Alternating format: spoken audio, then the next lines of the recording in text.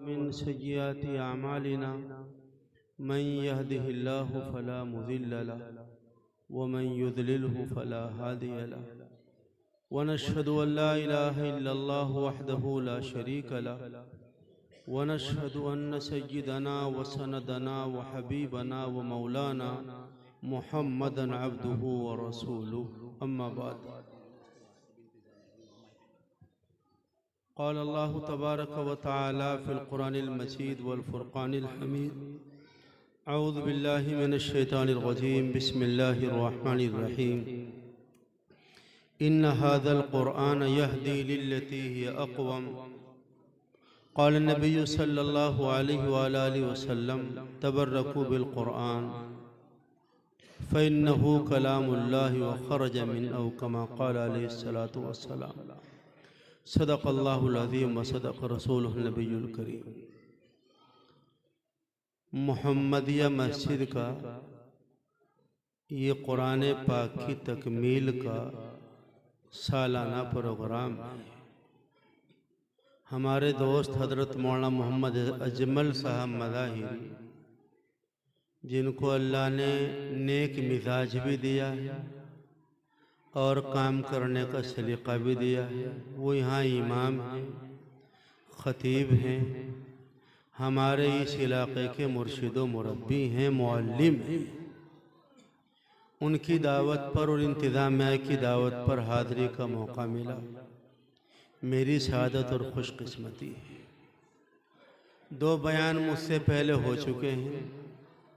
मौलाना खालिद साहब ने भी बहुत जोश भरी और मोहब्बत भरी बातें आपके सामने पेश की। आप शायद थक गए होंगे, अब घर जाने की आपको फिक्र होगी। मैं आपकी खिदमत में 3 बातें पेश करना चाहता हूँ। सबसे पहली बात यह है, आज शाबान की पहली तारीख, आज से 29 दिन के बाद तकरीबन रमज़ान शरीफ आ जाएगा। मेरे और आपके प्यारे आका हज़रत नबी पाक सल्लल्लाहु अलैहि वसल्लम इस महीने में एक दुआ किया करते थे।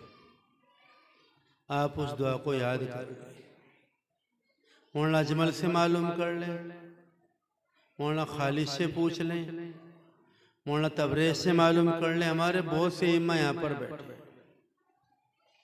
वो दुआ इतनी कीमती है, अगर आपने उस दुआ को पढ़ना शुरू कर दिया तो आपका रमज़ान बहुत अच्छा गुजरेगा, सहूलत वाला, बरकतों वाला रमज़ान गुजरेगा। अगर आप अरबी में याद नहीं कर सकते तो उर्दू में पढ़ लें। अल्लाह तो हर ज़बान जानते हैं भाई, सारी ज़बान अल्लाह ताला ने अता की। वो दुआ है जिसको नबी पाक सल्लल्लाहु अलैहि वसल्लम पढ़ा करते थे। अल्लाहुम्मा बारिक लना फी रजब व शाबाना व बल्लिगना रमज़ान। अल्लाहुम्मा बारिक लना फी रजब व शाबाना व बल्लिगना रमज़ान। ऐ अल्लाह, हमारे लिए रजब शाबान में बरकत कर और हमें रमज़ान अता कर दे।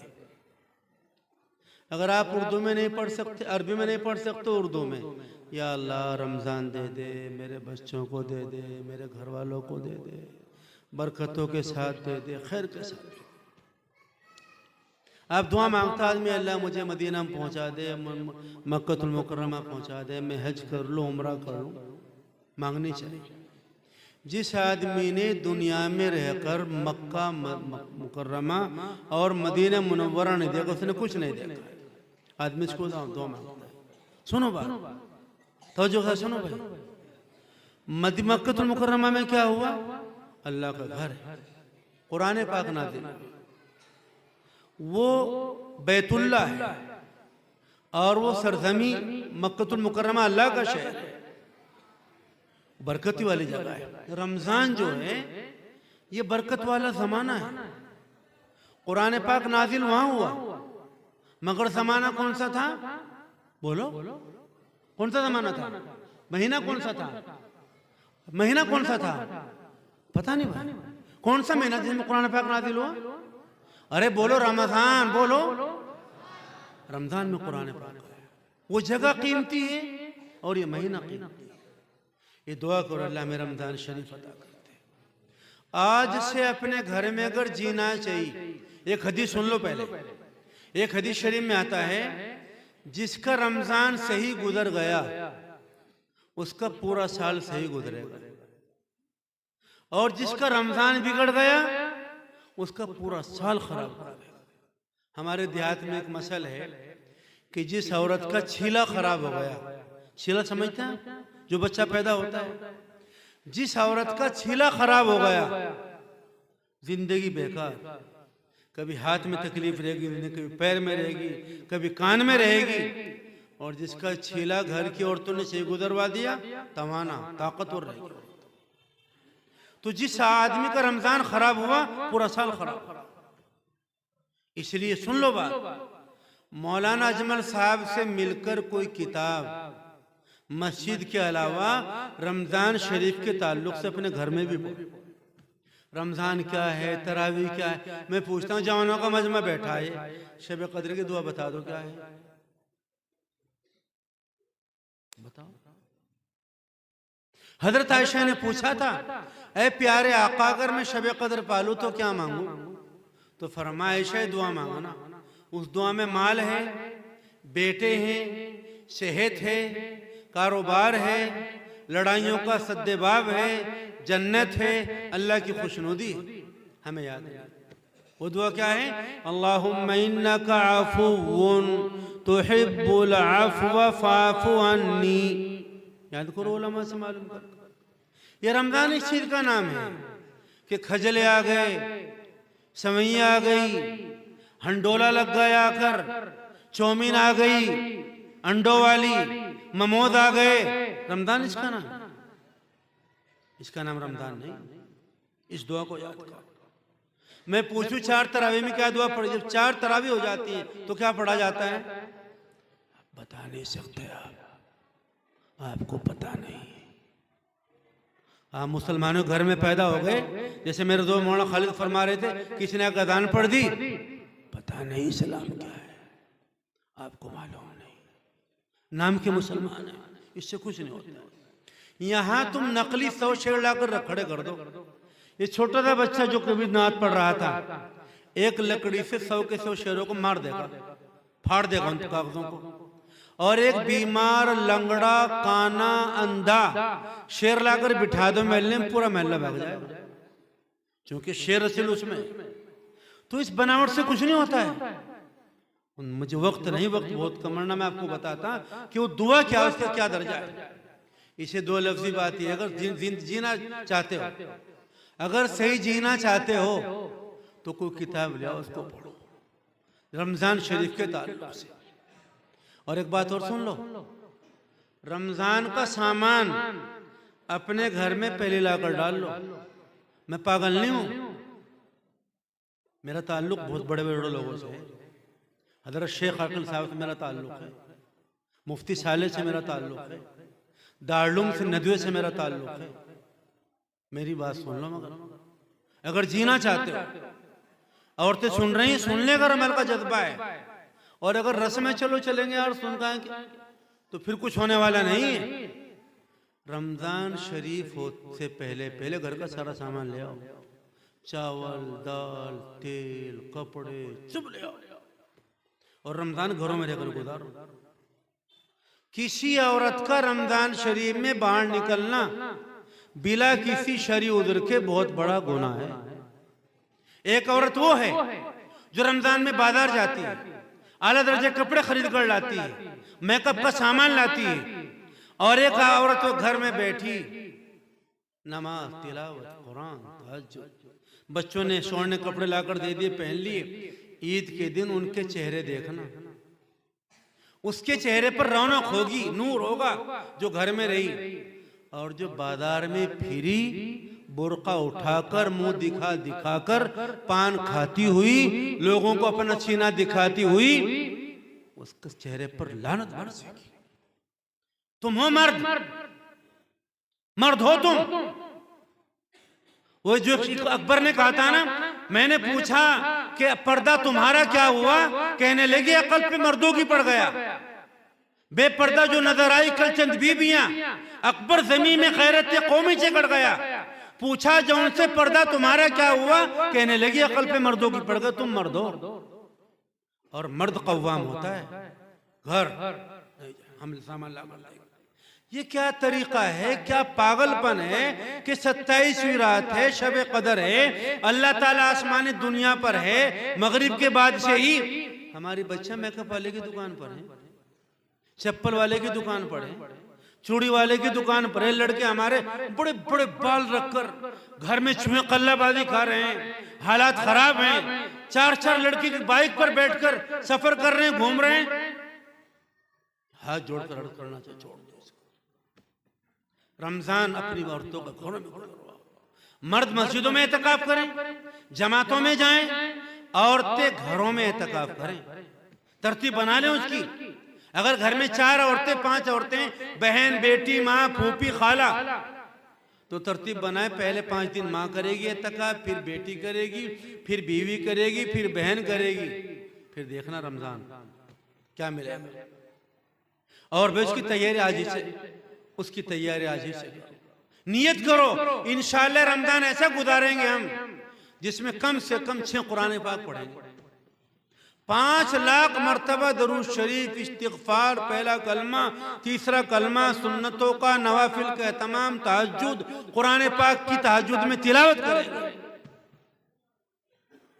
ज़कात निकालेंगे, सदका निकालेंगे, सुफरा आएंगे, जमात वाले आएंगे, उनको खाना खिलाएंगे, अपने इमाम की मदद करेंगे, अपने इमाम को अच्छे मुसल्ले ला कर देंगे, टोपियां ला कर देंगे, मिसवाक ला कर देंगे, कपड़े ला कर देंगे, दूध ला कर देंगे। इसकी नियत करो।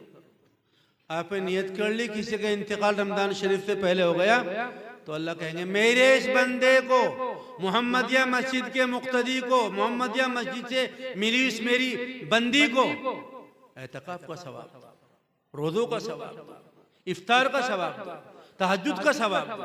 क्या अल्लाह मुझे तो रमजान मिला भी नहीं था, मैं 3 दिन पहले मेरा इंतकाल हो गया था। अल्लाह फरमाएंगे बेशक मिला नहीं था, तुमने नियत की थी, मौत नियत के मुताबिक तुमको अजर अता करेगा। और भाई शाबान का महीना पैगंबर का महीना है, इसमें शब बारात आती है, उसमें हलवा बनाना कहीं नहीं है, पटाखे छुटाने कहीं नहीं है, फुलझड़ी छुड़ाने कहीं नहीं है कि मेरा बच्चा नहीं माना मैं क्या करूं, डंडे बजेंगे अल्लाह में क्या। हाँ इतनी बात है, आप 15वीं तारीख का रोजा रखें और 15वीं शब में आप अल्लाह के सामने इबादत करें। मगरिब ठीक सी पढ़ लो, इशा सही पढ़ लो, चाहे फिर सो भी जाओ, फिर रात में 3 बजे उठ जाओ, 4 बजे उठ जाओ। कोई जलसे करना भी जरूरी नहीं है। और हलीम बन रहे हैं, कब्रिस्तानों में चरागा हो रहा है, बच्चे घूम रहे हैं, हालात अच्छे नहीं है, मैं आपको बता रहा हूँ, हालात अच्छे नहीं। और कसूर किसी का नहीं, कसूर हमारा है। रोजा रखो, जो आदमी आता है हदीस शरीफ में, शब बारात में अल्लाह के सामने बेदार होता है, अल्लाह ताला उसके गुनाह माफ कर देते हैं। और इस रात में अल्लाह ताला इतने लोगों को माफ करते हैं। मदीना मुनव्वरा में एक कबीला था, उसका नाम था कबीला बनु कल्ब। उसको बहुत सारी बकरियां थी, भेड़े थी। उसके बदन पर जितने बाल होते हैं अल्लाह इतने लोगों को माफ करता है, ये अल्लाह ताला। और आसमानी दुनिया पर तशरीफ लाते हैं अल्लाह मगरिब के बाद से।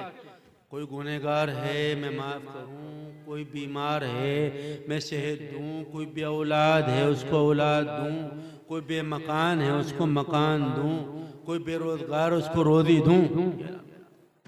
और हम चौमिन खा रहे, लड़ाइयों में लड़े हुए, हम क्या कहते हैं वो पैंट शर्ट पहनकर बाजारों में घूम रहे हैं, हम हलवे बना रहे हैं।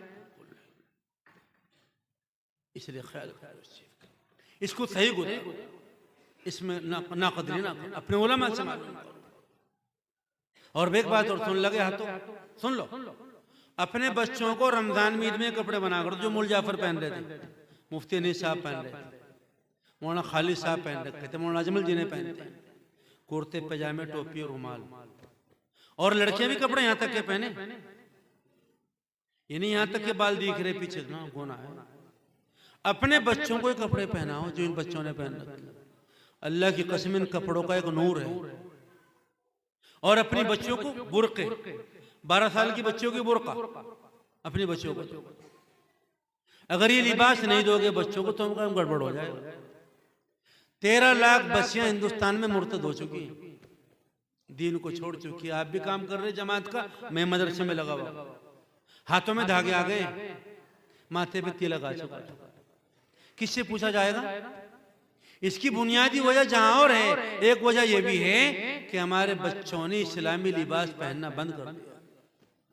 अपने पोतों को, नवासों को, पोतियों को, बेटियों को, माओ को, दुल्हनों को इस्लामी लिबास अता करो ताकि तुम्हें फायदा हो। मेरी एक बात पूरी हो। रमजान की तैयारी मैंने आपको बताया कैसे करनी है, आपको मर्जी आपकी।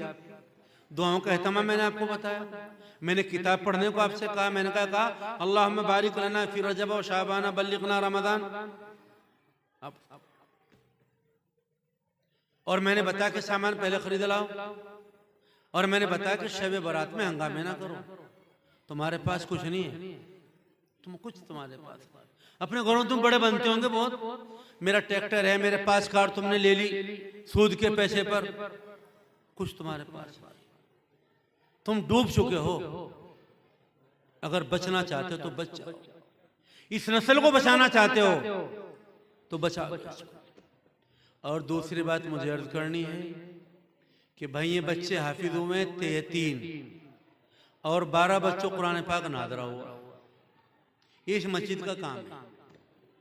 मैं मस्जिद वालों को मुबारकबाद देता हूँ, मौलाना अजमल, इन बच्चों के वालिदैन को मुबारकबाद देता हूँ कि जिन्होंने अपने बच्चों को यहाँ पर भेजा। और ये बच्चे माशाअल्लाह हाफिज कुरान होते हैं।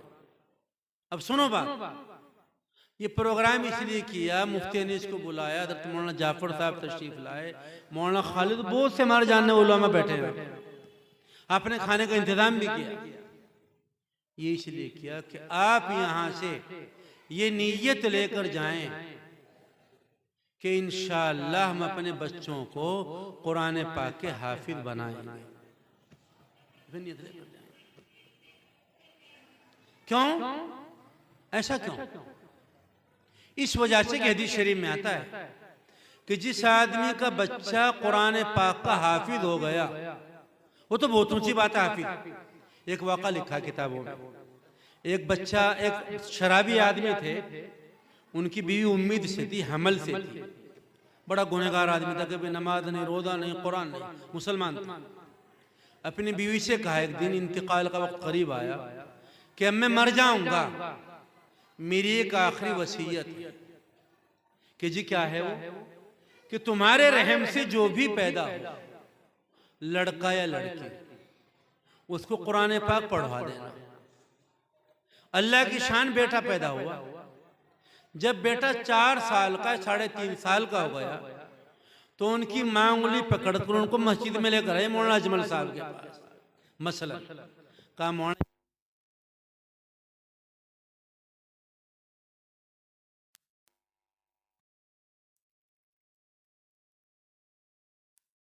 बेटा कुरान पाक पढ़ ले, मैं आपके पास ले आई हूं, इस बच्चों कुरान पाक पढ़ा। अब बेचारे अइम्मा तो मुखलिस होते हैं, उन्हें कोई सिर्फ पढ़ाना है, काम करना और हर हाल में काम करना है। मौलाना ने भी कहा, हमारे मौलाना का आप 7,000 तनख्वाह देते हैं, आपकी जिम्मेदारी आप तनख्वाह बढ़ाओ, लेकिन अगर अवाम कुछ भी ना दें, अवाम धक्के भी दें, अवाम ठोकरे भी मारे, ये हमारे पैगंबर का काम, ये हमें वर्षे में मिला है, ये हमें पहुंचाना होगा। इसकी दावत हमें देनी है हर हाल में।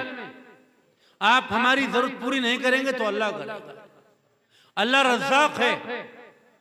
तो मौलाना अजमल तो लगे हुए बेचारे, ना देखते कौन क्या कर रहा, कुछ नहीं कर रहा, और इन्हें लगे रहना चाहिए। और आपसे दरख्वास्त करता हूं कि आप कदर करते रहे इस काम की, ये बड़े मदरसे का काम।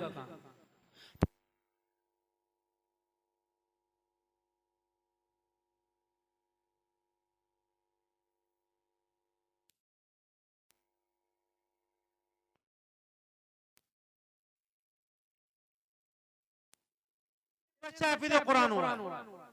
यहाँ 3 बच्चे कुरान पाक के हाफिज हुए, 12 बच्चों ने कुरान पाक नाज़िल किया। इसकी कदर तो फरमाया बैठो बेटा और कहो बिस्मिल्लाहिर्रहमानिर्रहीम। उस बच्चे ने पढ़ा बिस्मिल्लाहिर्रहमानिर्रहीम। अल्लाह, उसके बाप को कब्र में अज़ाब हो रहा था। अल्लाह ने फरमाया फरिश्तों अज़ाब खत्म कर दो। पूछो या अल्लाह आखिर ऐसी क्या बात हो गई? फरमाया मेरे फरिश्तों, इसका मासूम सा बच्चा अपनी तुतलाट वाली जबान में कहता है बिस्मिल्लाहिर्रहमानिर्रहीम, शुरू करता हूं अल्लाह के नाम से जो निहायत मेहरबान और रहम करने वाला है। अरे मेरे फरिश्तों, इसका बच्चा मुझे रहमान कहे, रहीम कहे, मैं उसके बाप को अजाब दूं, ऐसा नहीं हो सकता। ये तो बच्चों ने हाफिज कर लिया कुरान पाक। तो अगर आज ये बच्चे, जिसका बच्चा हाफिज हो गया, हदीस शरीफ में आता है, और बच्चा हाफिज रहा भी, काम भी किया, तो अल्लाह तबारक व तआला उसके वालिदैन को ऐसा ताज अता करेंगे कि उसके सामने सूरज की रोशनी फीकी पड़ेगी। लोग पूछेंगे कौन है ये? कहा जाएगा हाफिज कुरान पाक की अम्मी और उसके अब्बू हैं। और 2 ऐसे जोड़े दिए जाएंगे क़यामत में, हाफिज कुरान पाक की अम्मी और अब्बू को। एक जोड़े की कीमत दुनिया और दुनिया की तमाम चीजों से बढ़कर होगी। और खानदान के 10 लोग जो जहन्नम में पहुंच चुके होंगे, ये हाफिज बच्चा खड़ा होगा, अर्ज करेगा या अल्लाह मैं तेरे कुरान पाक का हाफिज हूं। तेरे पैगंबर ने फरमाया था कि हाफिज खानदान के 10 लोगों की सिफारिश करेगा जो जहन्नम में जा चुके होंगे। या अल्लाह मेरे खानदान के फुला फुला लोग जहन्नम में जा चुके, मैं सिफारिश करता हूं। अल्लाह फरमाएंगे जा मेरे हाफिज बंदे, उनको जहन्नम से निकाल।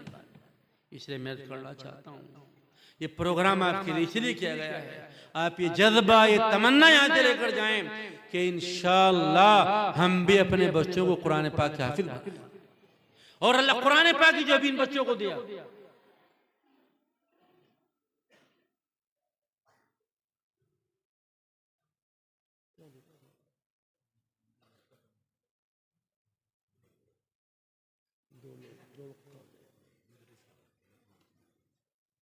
तो ये कहा, इसलिए आप तमन्ना करनी चाहिए। क़याम जो कुरान पाक अभी आपने देखा, बच्चों को दिया। मौलाना जाफर साहब ने, हमारे मोहतरम, हमारे मुर्शिद के साहबजादे हैं, मदारिल उलूम के नाज़िम आला है, इस कुरान पाक को लग शक्ल अदा करेंगे क़यामत में, जिस्म अदा करेंगे नूरानी। ये खड़ा हो और अर्ज करेगा या अल्लाह ये हाफिज है, आप इसका इकराम कीजिएगा। तो अल्लाह ताला हाफिज बंदे को करामत का ताज अता करेगा। कुरान पाक अर्ज करेगा या अल्लाह इसमें इजाफा कीजिए, तो अल्लाह तबारक व तआला करामत का लिबास अता करेंगे हाफिज को। कुरान पाक अर्ज करेगा या अल्लाह आप इस हाफिज से खुश हो जाइए। अल्लाह फरमाएंगे मैं इससे खुश हो चुका हूँ। और फिर हुक्म होगा ऐ हाफिज पढ़ते जाओ, चढ़ते जाओ, जहां तुम्हारा कुरान पाक पूरा होगा तुम्हारा ठिकाना होगा। इसलिए आप तमन्ना लेकर जाएं यहाँ से कि हम अपने बच्चों कुरान पाक के हाफिज बनाएंगे, आलिम बनाएंगे, दाई बनाएंगे। सुनो भाई, इसलिए तमन्ना करो इस चीज की। हदीस शरीफ में आता है जितने जन्नत में दर्जे हैं इतने कुरान पाक में हुरूफ हैं। जिस बंदे के सीने में कुरान पाक है, अल्लाह की कसम वो पूरी जन्नत अपने सीने में लिए बैठा है। इसलिए हदीस कुदसी है कि जिस बंदे को मैंने कुरान पाक दिया, अल्लाह फरमाते हैं, और ये समझता है इससे बेहतर दौलत भी किसी को दी गई है, उसने मेरे कुरान पाक की तौहीन की है। इनामुल्लाह नादान है जो मोहम्मद नगर और मोहम्मदिया मस्जिद के मालदारों की तरफ देखता है, ये कार वाला है, बंगले वाला, कुछ नहीं है, कुरान पाक के सामने से फकीर है। इसलिए आप इस बात की तमन्ना लेकर जाए। और भाई इसके लिए आपको क्या करना पड़ेगा? दौलत ऐसे नहीं मिलती है।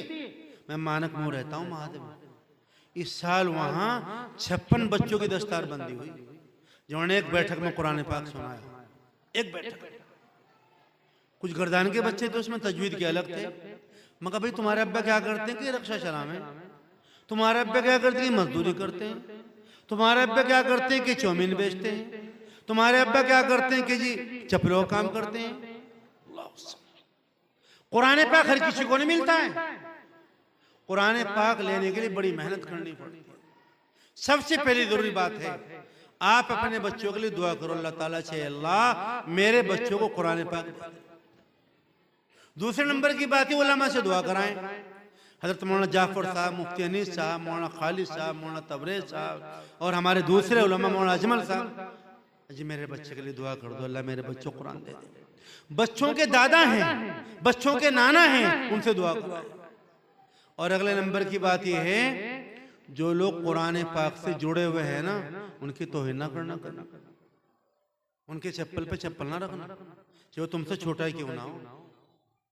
तुमसे छोटा है वो, सराहने बिठाना।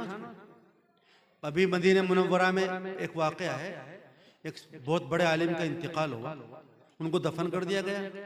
6 महीने के बाद कब्र को खोला गया तो पूरी लाश से सालिम, चेहरा चमक रहा है, कफन भी मैला नहीं हुआ, बंद कर। फिर 6 महीने के बाद खोला, फिर ऐसी कैफियत तो कोई बदबू पैदा नहीं हुई लाश में। फिर 1.5 साल के बाद खोला, यानी 6 महीने के बाद, ऐसी कफन की चमक बाकी। उनके साहबजादे से पूछा, बहुत से लोग तो तुम्हारे अब्बा क्या करते थे? बहुत बड़े आलिम, बहुत मदरसे उन्होंने बनाए, किताबें लिखी, क्या काम था ऐसा अमल कि तुम्हारे अब्बा की लाश मौजूद है 6 साल? उन्होंने कहा, मेरे वालिद साहब किसी हाफिज़े कुरान पाक की तरफ कभी पांव नहीं फैलाते, चाहे उनका शागिर्दी क्यों ना हो। ये फरमाते थे, बेशक मेरा शागिर्द है ये, मगर इसके सीने में कुरान पाक है। उसकी बरकत से अल्लाह ने मकाम अता किया कि मिट्टी को कह दिया कि इसको खाना नहीं, सड़ाना। इसलिए करना चाहता हूँ, जो लोग कुरान पाक से जुड़े उनका एहतराम करो। हमारे अइम्मा हमारे लिए बहुत कीमती सरमाया है, इनसे मोहब्बत करो। जमातों के लोग तौहीन ना करो। अगर वो किताब पढ़ रहे, आप भाग जा रहे मोबाइल करते हुए, वो ऐलान कर रहे, भाई ठहरियो जरा, आप जा रहे बातें करते हो, कोड़ लेकर जा रहे। और अगले नंबर की बात यह है, अगर कुरान पाक चाहते हो, कुरान पाक को आध घंटा सब लोग देखें, सुबह शाम। पढ़ना जानते हो ना जानते हो, देखो, बस वक्त नहीं, मैं आपको तफसील बताता हूं। उससे अगली बात यह है कि कुरान पाक की तिलावत करो, 3-4 टाइम पढ़ो, एक टाइम नहीं। 40 दिन में ज्यादा से ज्यादा कुरान पाक पूरा कर लो। एक लफ्ज पढ़ोगे, अल्लाह 10 नेकी देंगे। वजू के साथ पढ़ोगे, 25 नेकी देंगे। नमाज में बैठकर पढ़ोगे, अल्लाह 50 नेकी देंगे। खड़े होकर पढ़ोगे तो अल्लाह 100 नेकी देंगे। इंतकाल का वक्त होगा, कुरान पाक सराहने। जनाजा रखा हुआ होगा, कुरान पाक सीने के सामने। कब्र में चले जाएंगे, कोई नहीं जाता है साथ, कुरान पाक आएगा, घबराओ नहीं, मैं तुम्हारा कुरान पाक। मैदान महशर में कुरान पाक खड़ा होगा, अर्ज करेगा, या अल्लाह ये बंदा मुझसे मोहब्बत करता था, तिलावत करता था, मैं इसकी सिफारिश करता। इसलिए ये करो ताकि आपके बच्चों को ये कुरान पाक मिले। और भाई ये मकतब है यहाँ पर, इसकी पूरी कदर करो, निगरानी करो, बच्चों से टकराओ नहीं इनसे। मैं महल्ले के लोगों को बहुत मुबारकबाद देता हूँ, इतने बच्चे यहाँ पर पढ़ते हैं। वरना मस्जिद, क्या तुमने मस्जिद खराब कर दी, टोंटी खोल दी, बैतुल खला खराब कर दी, बच्चे ने सफ खराब कर दी, कुछ नहीं, इसे खत्म कर दो। ये आपके बड़े दिल की बात है। हदीस शरीफ में आता है, अस्सबिय्यु सबिय्युन वलौ कान बिन नबिय्यिन, बच्चा बच्चा ही होता है, चाहे पैगंबर का बेटा क्यों हो। मौलाना अजमल साहब पढ़ाते हैं, ये मौलाना अजमल साहब चाहते हैं कि हमारा ये मकतब 2 वक्त हो जाए। लोग सुन ले, मौलाना जैसे कहें, अपने उलमा से मालूम कर आप उनकी बात का। मौलाना बहुत अच्छा, बात मनवाना मुश्किल है, मानना आसान। का बहुत अच्छा, ऐसा ही कर। अगर 2 वक्त में निजाम से चलता हो तो चला लो इसको, मगर इसको बढ़ाओ, इसको तरक्की दो। तो मैंने दूसरी बात आपको बताई कुरान पाक के ताल्लुक से, जज्बा यहां से लेकर जाओ।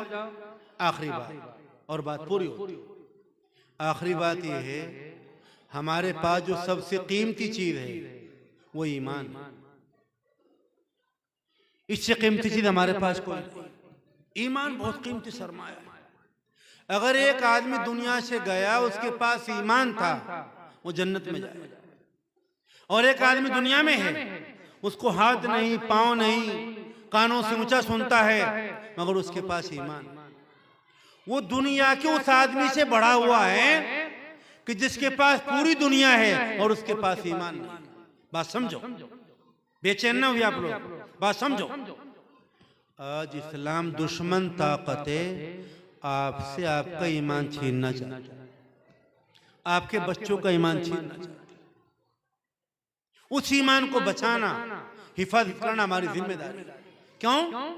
हजरत नबी पाक सल्लल्लाहु अलैहि वसल्लम ने मक्कतुल मुकर्रमा के 13 साला दौर में इस ईमान पर मेहनत की। मैं अभी मौलाना खालिद ने कितना बड़ा तारुफ कराया, हम डंडो काबिल लोग हैं, हमें कहाँ बिठा दिया। मौलाना जाफर आए तो फूल बरसा दिए लोगों ने गुलाब के। सुनो बात, कान लगाओ। जब पैगंबर दावत देने के लिए जाते थे, उलमा तशरीफ रखते हैं चारों तरफ, लोग आपके रास्ते में कांटे बिछाते, पत्थर मारते थे आपको, आपके मुबारक बदन पर गंदगी को टोकरे डालते थे। कोई आपको शायर कहता था, मजनू कहता था, काहिन कहता था, पत्थर मार मार कर आपके बदन को लहूलुहान कर देता था। मगर पैगंबर बददिल नहीं होते थे, पैगंबर फिर भी ईमान की दावत। और जिन लोगों ने ईमान कबूल किया, फिकायत साहबा पढ़िए तो आपको अंदाजा होगा उनको कितना सताया गया। उसका वक्त नहीं। मैं बस ये कहना चाहता हूं, अगर मैं आपकी कार में खराश लगा दूं, आपके मकान की ईंट निकाल दूं, मैं आपने मुझे बोला है मैं आपका मेहमान हूं, हम मौलाना आपने क्या कर दिया, हमारा मकान खराब कर दिया आपने, हमारा दरवाजा आपने खराब कर दिया। मकान आपका है ना, कार आपकी है, दरवाजा आपका है, ये ईमान किसका है? इसकी हिफाजत कौन करेगा? इसलिए आज का सबसे बड़ा मसला ईमान की हिफाजत का है, उसकी हिफाजत कर, बचाएं लोगों को। मैंने भी अर्ज किया कि 12-13 लाख बच्चियां हैं जो दीन छोड़ चुकी, कोई शादी के नाम पर, कोई तालीम के नाम पर, कोई पैसे के नाम पर, कोई आशिक माशूकी के नाम पर जा चुका। सवाल होगा इनामुल्लाह से, मौलाना खालिद से सवाल होगा, मौलाना जमल से पूछा जाएगा, जमात के लोगों से पूछा जाएगा, मोहम्मद या मस्जिद के आदमी से सवाल होगा, पैगंबर खड़े होंगे। इस दीन के लिए मुझे सताया गया, मैंने फाकों पर फाके चाहे, वो ईमान तुम्हारे घरों में उजड़ा, तुमने क्या किया? मकान, दुकान, कारोबार, मंडा, सगाई, भाग, तुम इसमें लगे रहे, मरना मौत आएगी। इसलिए करना चाहता हूं, अपने बच्चों का ईमान बचाओ। वो कैसे बचेगा? वो कैसे बचेगा? सबसे पहले दुआ करो अपने बच्चों के लिए, अल्लाह हमारे बच्चों के ईमान महफूज फरमा। ऐसी दुआएं हदीस पाक में आती हैं, उनका वक्त। दूसरे, अपने घर में कुरान पाक के साथ कोई दीन की किताब पढ़ो रोजाना। तबलीग के लोग कहते हैं भाई घर की तालीम होती है सिफर, 300 घर मोहल्ले में हैं, 5 घरों में होती है, हर घर में किताब की तालीम होनी चाहिए। तीसरे नंबर पर अपनी बच्चियों को बाहर ना भेजो। मैं बता रहा हूँ, उनके साथ जाओ। मोबाइल बच्चों को आपने दे रखा है, उसकी देख रेख रखो, नहीं तो माशरा डूब जाएगा। और अगर आपकी बच्चे कॉलेजों में पढ़ती हैं तो महल्ले की किसी खातून के पास उनको कुरान पाक भी पढ़वा दो। और कॉलेजों में इसी जगह ना भेजो जहां मिला जुला निजाम है, लड़के लड़की दोनों पढ़ते हैं। बनाओ बच्चों को डॉक्टर में मना नहीं करता हूँ, जज्बी बनाओ।